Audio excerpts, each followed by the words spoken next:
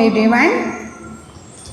Pranams to Pujya Gurudev, Pujya Swamiji Brahmanji, Pujya Swamiji Adityanandji,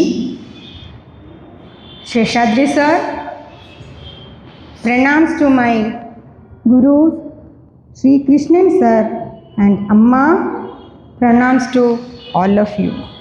Hari Om. The topic of this talk is path of devotion is noblest. This is based on verses 1 to 7 from Bhagavad Gita chapter 12 Bhakti Yoga. Arjuna, after carefully listening to Bhagavan Krishna's teachings and thereafter the divine vision of Bhagavan's Vishwarupa, he had an urge to attain the Supreme. Also, Arjuna understood that there are various paths to attain the Lord. But Arjuna wants to choose the best, the noblest for himself. With this sincere yearning in his heart, Arjuna asks Bhagavan in verse 1, Arjuna uvacha evam satatayuktaye bhaktastvam paryupasate ye chapyaksharam avyaktam tesham ke yoga vittamah. Arjuna asks, between the two, the path of devotion and the path of knowledge, which is better versed in yoga? Understanding well Arjuna's sincerity and intention to do his best to attain the Supreme, Bhagavan gives a comprehensive reply. Bhagavan presents his answer as his opinion so that Arjuna can think and act for himself. Bhagavan answers in verse 2, Shri Bhagavanu vacha maya veshya mano yemam nitya yukta upasate shraddhaya parayopetaha te me yuktadamamataha. Here Bhagavan presents three qualities to become a true devotee. One, entire mind space is filled with Bhagavan, like Chaitanya Mahaprabhu. The second, mind is always, all the time connecting with Lord, like Mirabai, Shabarima. Then the third quality to become a true devotee is firm faith in Guru and scriptures, like Dhruva, Nachiketa. Such a true devotee is best united in him, Bhagavan says. Further, Krishna explains briefly the path of knowledge in two verses, verse 3 and verse 4. In verse 3, Krishna highlights a few pointers to the unmanifest form of the Lord meditated upon by the seekers of path of knowledge. Bhagavan gives imperishable, eternal, unmanifest, indefinable, and so on. This is to highlight the subtlety of the point of contemplation by these seekers. Therefore, in the next verse, verse 4, Bhagavan says that this path is intended for seekers with specific qualification. Sadhana Chatushtaya. Such a seeker who has full control over his senses, whose mind is equanimous at all times, under all situations, and whose intention is pure and the welfare of the whole creation, such a seeker also attains the Lord by walking the path of knowledge. In the next verse, verse 5, Krishna points out that for the embodied, for the common people like us who has attachment to their bodies, this path, the path of jnana, is extremely difficult to pursue because of two reasons. Bhagavan says, the mind is like a monkey. It is always restless. So, making it under our own control is a challenging task. The second, even if we bring that mind under control, keeping it constantly on the unmanifest, the indefinable, all-pervading is extremely challenging. So, knowing this difficulty of the common man, Bhagavan gives out a relatively easier path in the next verse, verse 6, the path of devotion. Bhagavan proposes, Ye tu sarvani karmani mayi sanyasya matparaha ananyenaiva yogena mam dhyayanta upasate. Here Bhagavan prescribes a threefold discipline to become a true devotee. The first one, worship Bhagavan renouncing all actions in him. The second, keep Bhagavan as the supreme goal. Third, meditate on Bhagavan with single-minded mind with devotion. The first discipline to be followed by us as devotees is worship Bhagavan renouncing all actions in him. This doesn't mean we can quit all our duties, but do our duties offering both our actions and the results of action at the feet of the divine. That is, we have to practice karma yoga while doing our duties. As we know, karma yoga has two aspects in it. The first aspect is let go of the doership. That means with devotion, do our duties, keeping the mind where our hands are, connecting with the Lord. Oh Lord, you are the doer, I am your instrument. When we do our work in this way, it is Ishwararpana Buddhi. The second aspect of Karma Yoga is let go of the doership. That means do our best, put our best in every action and accept the results as his prasadam, prasada buddhi. Bharata, Sri Rama's half-brother, is an example of Karma Yoga. He renounced his kingship, placed Sri Rama's, Bhagavan's padukas on the throne, performed all the duties of the king as a mere caretaker.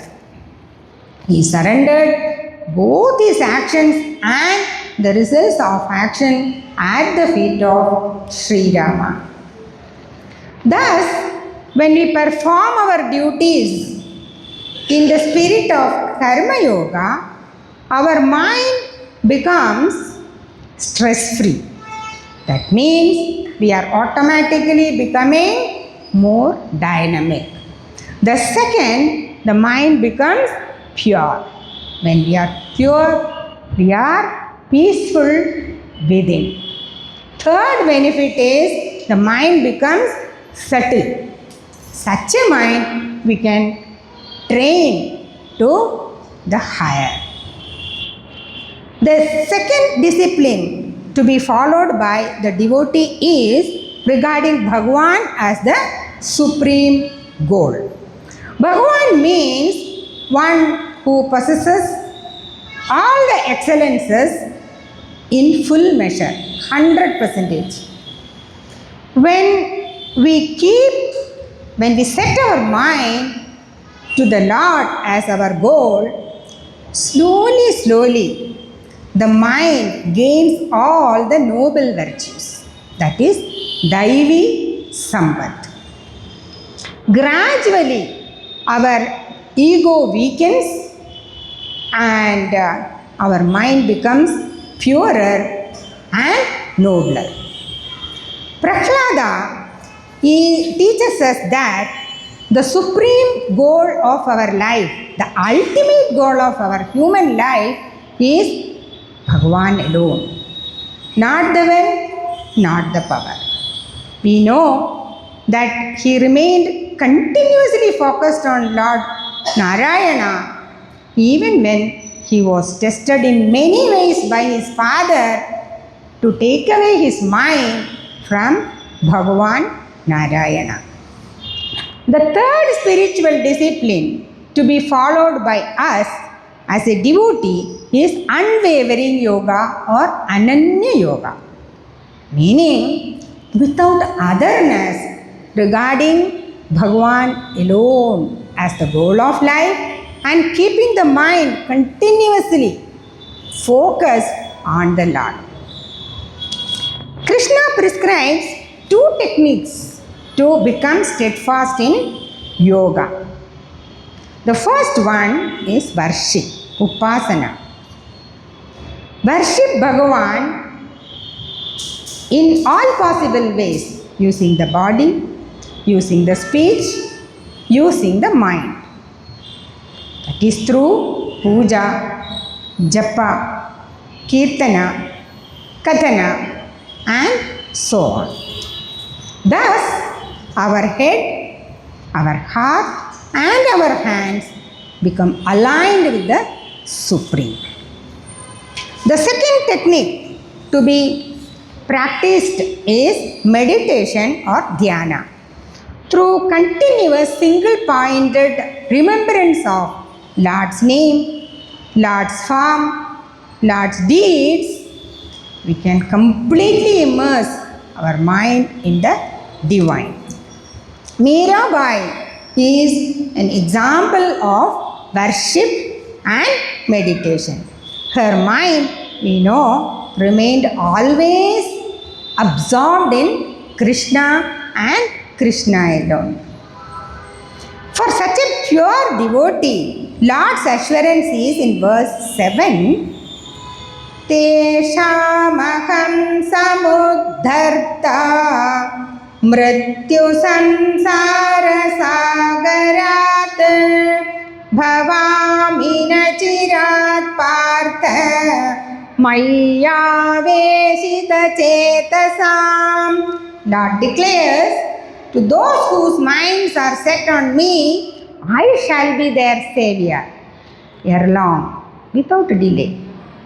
Bhagavan's guarantee is, when we sincerely practice the path of devotion through one karma yoga, which leads to purity of our mind. Second, Lord has a supreme goal, thus enriching our mind with noble values of that is coming from Bhagavan alone. Third, steadfastness in yoga, that is Ananya yoga. Lord alone is the goal of life and mind is completely focused on Lord with single-pointed attention and complete devotion. And when we do like this, when our mind is completely and continuously fixed on the Lord, Bhagavan himself comes and saves us from this samsara.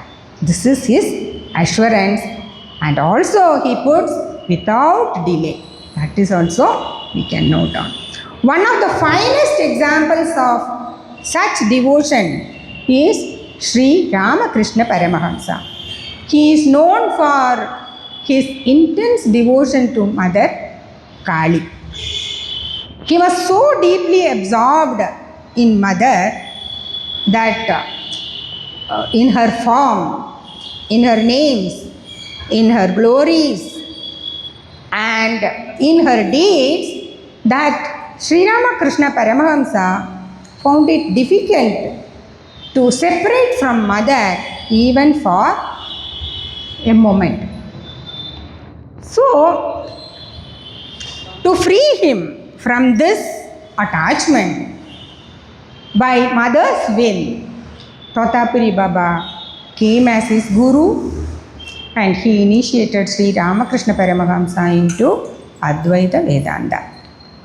Because of his extraordinary purity of mind and pure devotion for Mother, Sri Ramakrishna Paramahamsa transcended all the names and forms and attained the direct experience of the Supreme, the Absolute Reality, the Supreme Brahman.